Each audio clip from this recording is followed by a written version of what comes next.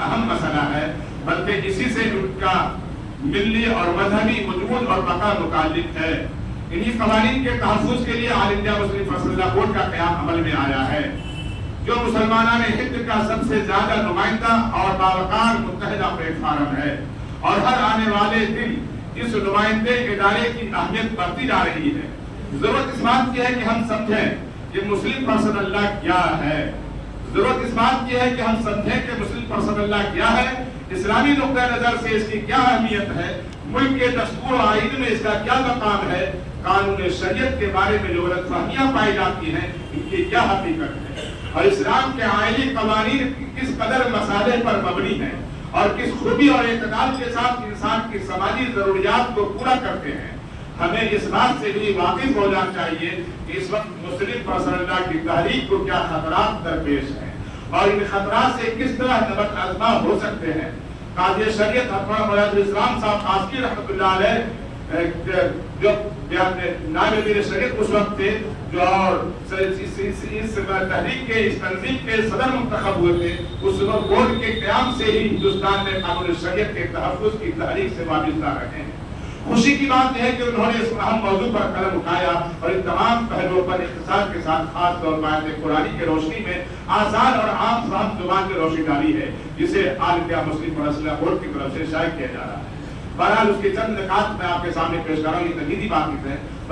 نحمدہ و نصلی علی رسولہ الکریم، اما بعد، مسلم پرسنل لا کا مسئلہ اس وقت ایک سلگتا ہوا مسئلہ ہے۔ مسلم پرسنل لا کا مسئلہ اس وقت ایک سلگتا ہوا مسئلہ ہے۔ عام طور پر یہ غلط فہمی ہے کہ مسلم پرسنل لا انگریزی قانون ہے جس میں جب چاہے ترمیم و تبدیلی کرتے رہیں، حالانکہ حقیقت اس کے برعکس ہے، حالانکہ حقیقت اس کے بالکل برعکس ہے۔ مسلم پرسنل لا کے مسئلہ کو سمجھنے کے لیے اسے 4 حصوں میں تقسیم کیا جاتا ہے۔ پہلا مسئلہ یہ ہے کہ مسلم پرسنل لا کیا ہے، دوسرا سوال یہ ہے کہ مسلم پرسنل لا اسلامی نقطہ نظر سے کیا اہمیت رکھتا ہے، تیسرا مسئلہ یہ ہے کہ مسلم پرسنل لا کو کیا خطرات درپیش ہے، اور چوتھی بات یہ ہے کہ اس کے تحفظ کے لیے ہمیں کیا کرنا چاہیے، اس کے تحفظ کے لیے ہمیں کیا کرنا چاہیے، اور اسی کے لیے ہم یہاں بیٹھے ہیں۔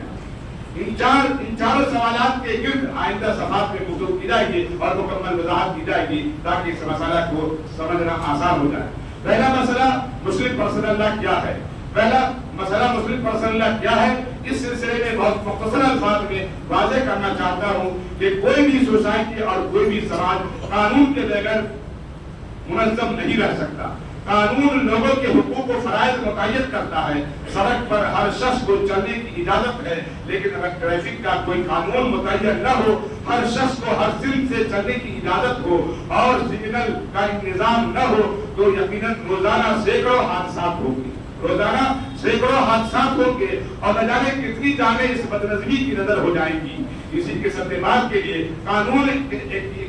ایک محافظ کا رول ادا کرتا ہے اور زندگی کی تنظیم اور لوگوں کے حقوق کی حفاظت کرتا ہے۔ قانون کون بنائے؟ اب سوال یہ ہے کہ انسان کے لیے قانون بنانا کس کا حق ہے؟ اس سلسلے میں یہ بات ظاہر ہے کہ دنیا میں کوئی شخص کسی مشین کو بناتا ہے یا کسی نئی چیز کو وجود میں لاتا ہے تو وہی اس کے استعمال کا طریقہ بھی بتاتا ہے اور اس کی رہنمائی کے مطابق اس مشین کا استعمال کیا جاتا ہے۔ انسان ظاہر ہے کہ خود اپنا خالق نہیں، انسان ظاہر ہے کہ خود اپنا خالق نہیں، انسان نے خود اپنے آپ کو پیدا نہیں کیا بلکہ وہ پیدا کیا گیا ہے۔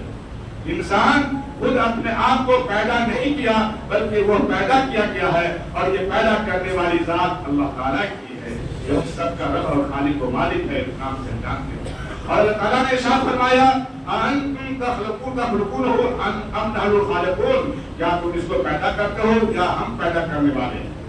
اس لیے ظاہر ہے کہ انسان پر اللہ تعالیٰ ہی کا حکم چلے گا اور اسی کا بنایا قانون انسان کے لیے موضوع اور مناسب ہو سکتا ہے۔ اس لیے اللہ تعالیٰ نے اپنی کتاب میں بار بار اس کی صراحت فرمائی ہے کہ حلال و حرام کے فیصلے کرنا اللہ ہی کا حق ہے، الحکم الا للہ، حکم صرف اللہ کا ہے، کیونکہ خالق وہی ہے، صاحب امر بھی ہوگا، الا لہ الخلق والامر،